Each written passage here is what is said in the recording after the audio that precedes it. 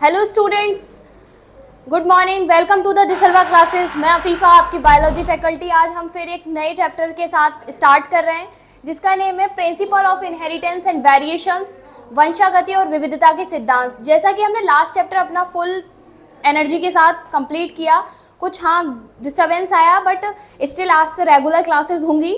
तो हम अपना न्यू चैप्टर देखेंगे प्रिंसिपल ऑफ इनहेरिटेंस वेरिएशन। इसमें हम बेसिकली पढ़ेंगे कि एक पीढ़ी से दूसरे पीढ़ी तक जो हमारे कैरेक्टर्स आते हैं उनको हम कैसे कंट्रोल करते हैं, और जो कुछ वेरिएशंस आ जाते हैं उसे देखेंगे। और कुछ हम इसमें जेनेटिक डिसऑर्डर, मेंडलिज्म डिसऑर्डर्स, कुछ स्क्वायर्स, कुछ रूल्स, लॉ जो मेंडल ने दिए, वो सारे हम इसमें कवर करेंगे इस चैप्टर में। बेसिकली ये चैप्टर बोला जाए तो 12th का सबसे वेटेज चैप्टर है, जो बोर्ड में सबसे ज़्यादा मार्क्स देकर जाता है हमें। तो हम इस चैप्टर को पूरे फोकसली पढ़ेंगे और आप लोग इस पे ध्यान दीजिएगा। तो हमारा इस चैप्टर का नेम से ही स्टार्ट करते हैं कि नेम इसका कह रहा है principle inheritance and variation. Inheritance, वंशागति और विविधता। तो हम सबसे पहले इसका नेम का मीनिंग जानते हैं कि what's the inheritance and the variations. तो नेक्स्ट हमारी स्लाइड है हेरिडिटी, वंशागति। लक्षणों का, वंशागति का मतलब होता है एक लक्षण है, कोई एक हमारे अंदर सिम्टम्स है जो जेनेटिक सिम्टम्स है, जो हमारी पीढ़ी दर पीढ़ी चलता चला आ रहा है। तो उसका एक जनक से, मतलब पेरेंट्स से अपने बच्चों के अंदर जाना ही हेरिडिटी कहलाता है। वो सेम करेक्टर जाता है। तो हम यहाँ लिखेंगे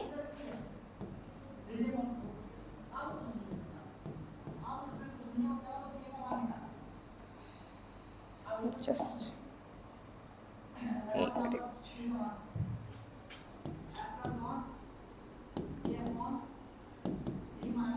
हेरिडिटी,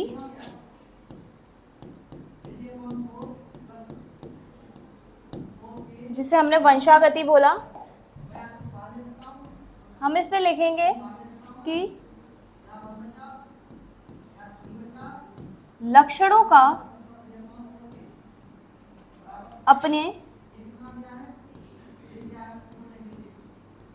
जनक, जनक का मतलब है पेरेंट्स, माता पिता। लक्षणों का अपने जनक से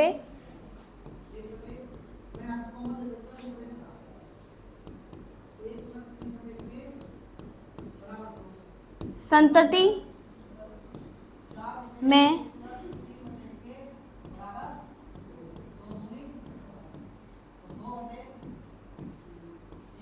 स्थानांतरण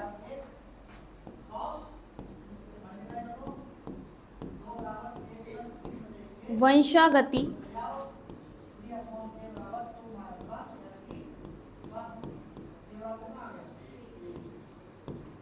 कहलाता है या हेरिडिटी कहलाता है। तो हमने देखा कि सबसे फर्स्ट पॉइंट था हेरिडिटी, जिसे हमने वंशागति बोला। तो वंशागति किसे कहते हैं? लक्षणों का अपने पेरेंट्स से उनके दूसरी पीढ़ी में जाना, बच्चों के अंदर जाना ही वंशागति कहलाता है। अब हम नेक्स्ट पढ़ेंगे, जो हमारा नेक्स्ट है वेरिएशंस।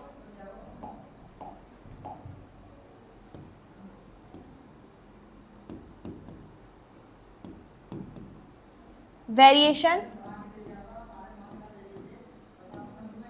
या विविधता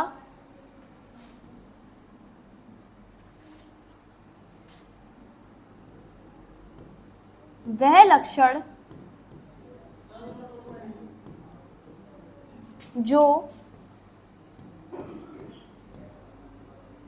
पेरेंट्स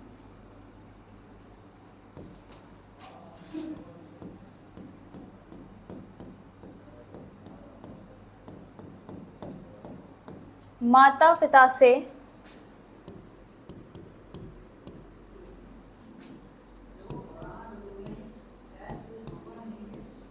बच्चों में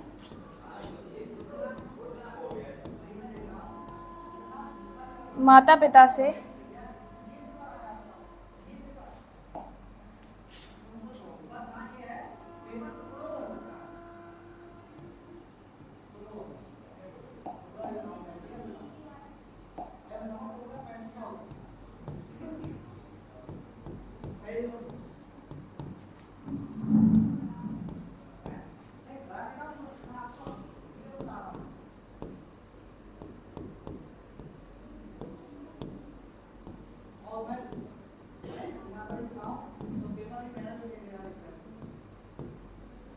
विविधता कहलाते हैं।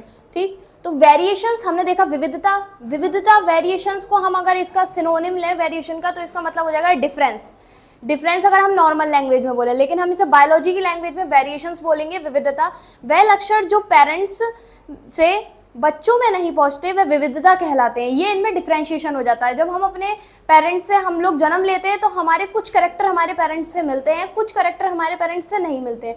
तो वह करेक्टर जो हमारे पेरेंट्स से नहीं मिलते हैं वो वेरिएशंस कहलाते हैं, और वो करेक्टर जो हमारे अंदर हमारे पेरेंट्स के आते हैं वो हेरिडिटी कहलाते हैं हमारे अंदर। ठीक, अब नेक्स्ट है हमारा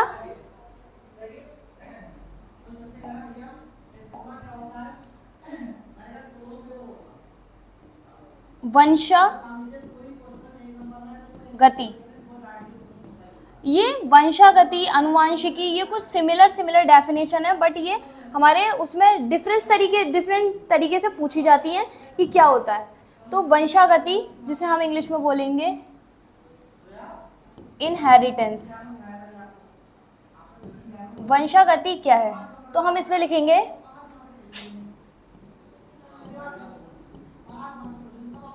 विज्ञान की वह शाखा, विज्ञान की वह शाखा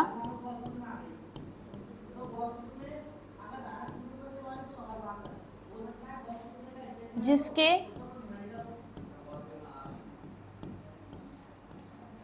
अंतर्गत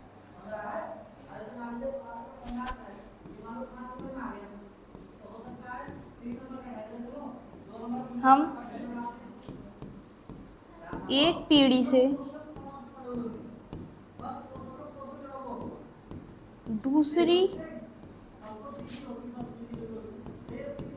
पीढ़ी तक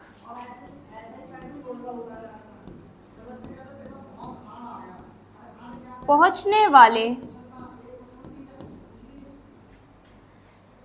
विज्ञान की वह शाखा जिसके अंतर्गत हम एक पीढ़ी से दूसरी पीढ़ी तक पहुंचने वाले लक्षणों का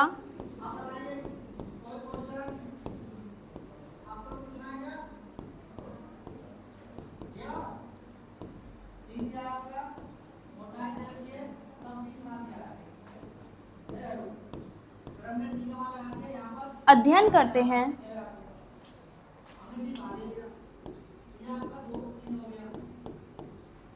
वंशागति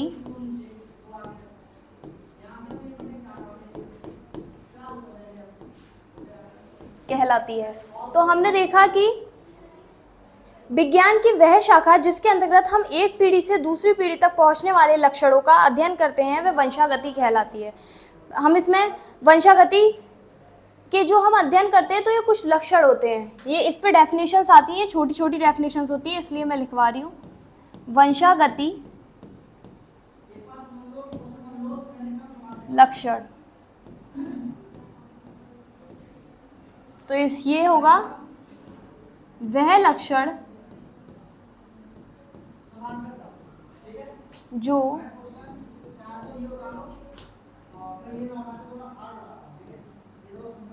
एक पीढ़ी से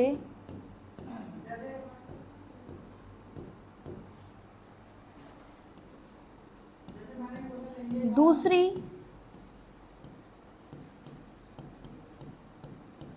पीढ़ी तक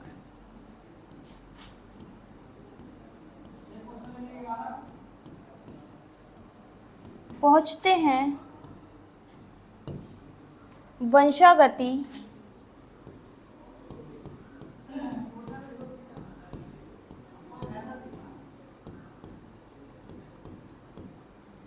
लक्षण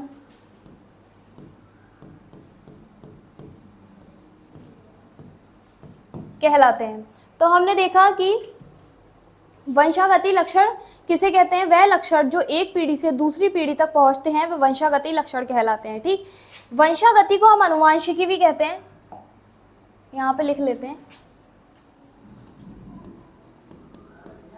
अनुवांशिकी भी बोल देंगे ऐसा।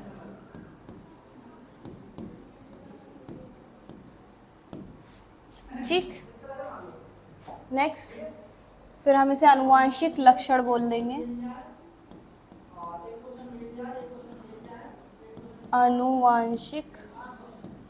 आनुवांशिक लक्षण भी बोल सकते हैं हम इसे। अब हम नेक्स्ट देखेंगे ये आनुवांशिकी जो हमने पढ़ा लास्ट कि आनुवांशिकी या वंशागति, ऐसे इंग्लिश में इनहेरिटेंस कहते हैं, कि विज्ञान की वह शाखा जिसके अंतर्गत हम एक पीढ़ी से दूसरी पीढ़ी तक पहुंचते हैं, दूसरी पीढ़ी में पहुंचने वाले लक्षणों का अध्ययन करते हैं, वह वंशागति कहलाती है या आनुवांशिकी कहलाती है। तो ये आनुवांशिकी शब्द है, ये सबसे पहले आनुवांशिकी शब्द सबसे पहले जो है B.W. वॉटसन ने दिया। किसने दिया?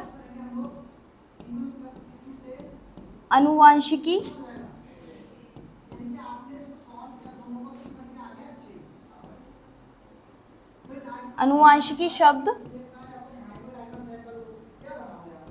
दिया W.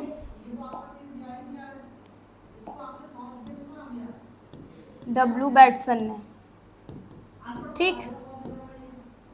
और आनुवांशिकी का अध्ययन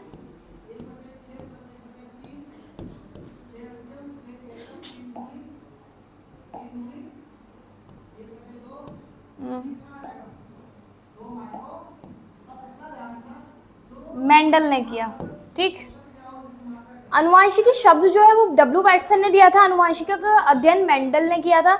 अब हमारा जो हमने लास्ट एक बार देख लेते हैं, हमने क्या पढ़ा यहाँ से।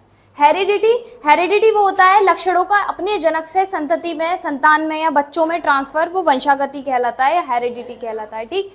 अब हमने देखा वेरिएशंस, कुछ डिफ्रेंसिएशन जिसे हम बायोलॉजी की लैंग्वेज में वेरिएशंस बोलते हैं। तो वेरिएशन से हो जाएगा हमारा वह लक्षण जो पेरेंट्स से बच्चों में नहीं पहुंचते हैं, वे विविधता कहलाते हैं या वेरिएशंस कहलाते हैं, ठीक। नेक्स्ट हमारा हो जाएगा वंशागति, आनुवांशिकी बोलते हैं जिसे हम, विज्ञान की वह शाखा जिसके अंतर्गत हम एक पीढ़ी से दूसरी पीढ़ी तक पहुंचने वाले लक्षणों का अध्ययन करते हैं, वह वंशागति कहलाती है, ठीक। नेक्स्ट हो जाएगा हमारा आनुवांशिकी शब्द हमारा W. बैटसन ने दिया और इसका अध्ययन हमारा मेंडल ने किया था। अब हमारा एक टर्म आती है जो इस चैप्टर की स्टार्टिंग से हम सुन रहे हैं और हम लास्ट तक वो टर्म सुनेंगे, जीन। ये एक बहुत मोस्ट इम्पॉर्टेंट टर्म है जो हमारा पूरे चैप्टर में काम आएगी। तो हम देखेंगे जीन है कहाँ, ये मिलता क्या है, ये क्या चीज़ है। तो डीएनए का, ये जो हमारा डीएनए आप लोगों ने देखा होगा डबल, अभी हम नेक्स्ट चैप्टर में डीएनए का भी स्टडी करेंगे। तो ये डबल हेलिक्स स्ट्रक्चर होता है, एक डबल हेलिक्स, ये लग नहीं रहा बट स्टिल इमेजिन कर लो। इसका एक पर्टिकुलर एरिया होता है जिसे हम स्टेन करते हैं, जिसपे हम स्टेन डालते हैं, और जब हम स्टेन डालते हैं तो ये किसी एक कैरेक्टर को कोड करने लगता है, मतलब ये कोई एक कैरेक्टर शो करने लगेगा। मान लो हम किसी के हेयर कलर पे स्टडी कर रहे हैं, तो हम डीएनए के एक फ्रेगमेंट लेंगे, उसको हम स्टेन करेंगे और उस स्टेन से हम देखेंगे कि हेयर कलर किससे मैच कर रहा है, या जो भी हमें उसमें चेक करना होगा हेरिडिटी से रिलेटेड, वो चेक करेंगे। तो ये जो टर्म ये फ्रेगमेंट हम लेते हैं डीएनए का, वही फ्रेगमेंट जो है, जो हमारा पर्टिकुलर हर चीज़ के लिए कोड करता है, वही फ्रेगमेंट हमारा जीन कहलाता है, ठीक। तो हमारा ये हो गया जीन। तो हम इनसे लिखेंगे डीएनए का, अरे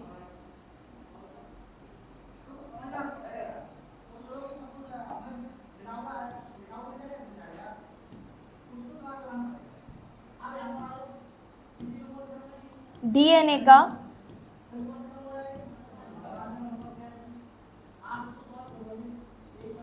वह खंड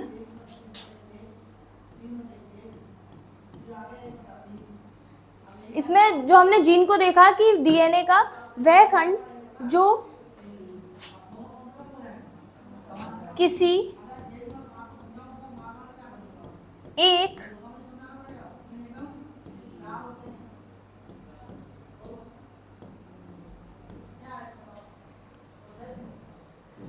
एक विशेष लक्षण को नियंत्रित या कंट्रोल करता है,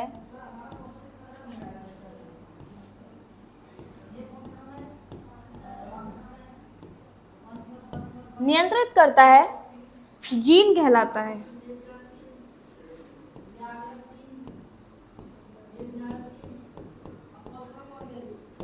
ठीक, ये डीएनए होता है एक, उससे हमारा क्रोमोसोम बनता है। क्रोमोसोम का एक, क्रोमोसोम पे भी एक फ्रेगमेंट होता है जो हमारा एक पर्टिकुलर जीन के फ्रेगमेंट से निकलता है और पर्टिकुलर चीज़ को कंट्रोल करता है, तो यही हमारा जीन कहलाता है। ठीक, अभी हम नेक्स्ट जब हम इसकी पूरी डिटेल स्टडी करेंगे कि डीएनए जीन क्या, तो तुम्हें पता लगेगा कि जीन कहाँ से बेसिकली ओरिजिन हुआ। तो डीएनए का वह खंड जो किसी एक विशेष लक्षण को नियंत्रित करता है वह जीन कहलाता है। मेंडल ने इसे, जब सबसे पहले मेंडल ने इसकी स्टडी की थी अपने पी प्लांट एक्सपेरिमेंट्स के लिए जो उन्होंने लॉ दिए थे, तो मेंडल ने इसे पहचान तो लिया, बस इसे जीन नेम नहीं दिया। तो मेंडल ने इसे फैक्टर कहा।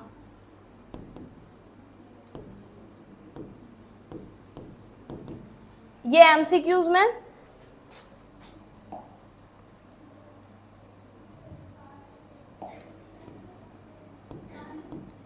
एमसीक्यूज में पूछा हुआ क्वेश्चन है कि मेंडल ने जीन को क्या कहा था, तो फैक्टर कहा था। ठीक, फिर जीन शब्द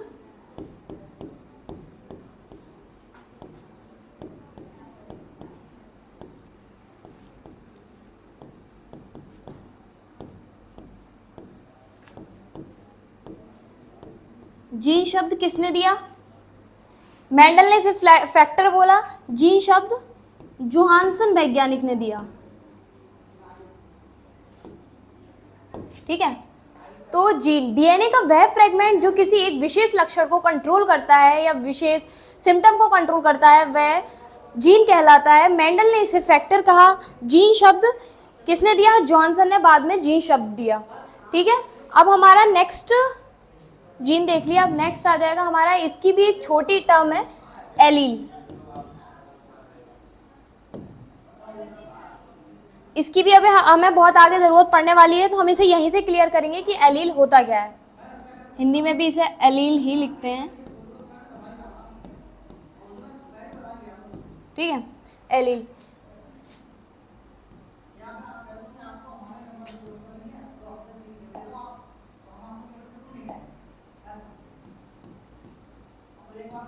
एक जीन की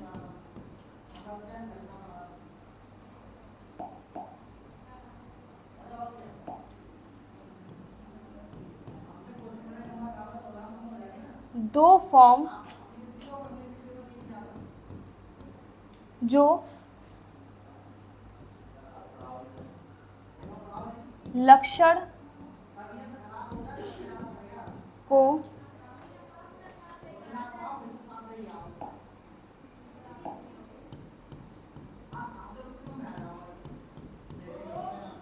नियंत्रित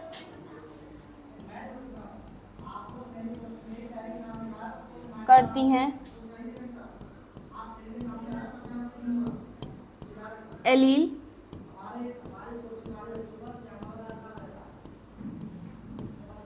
कहलाती हैं।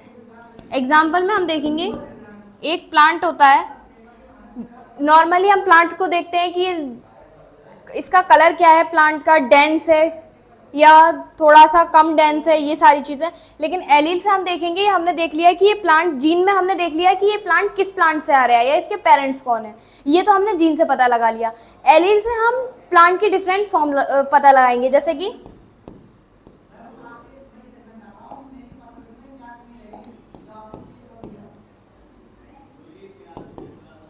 प्लांट्स की टॉलनेस,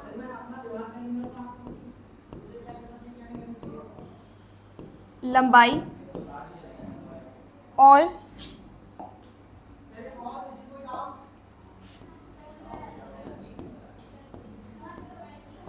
डॉर्फनेस,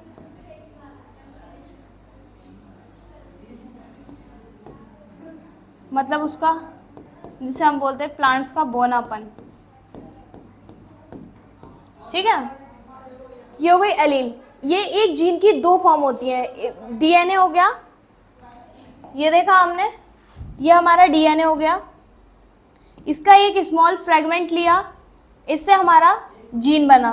ठीक, अब जीन की दो फॉर्म हो जाती हैं, जीन की भी दो फॉर्म हो जाती हैं जो हमें डिफरेंस बता देती हैं, उसे हम बोलते हैं एलील। ठीक है, ये चीज आप याद रखना।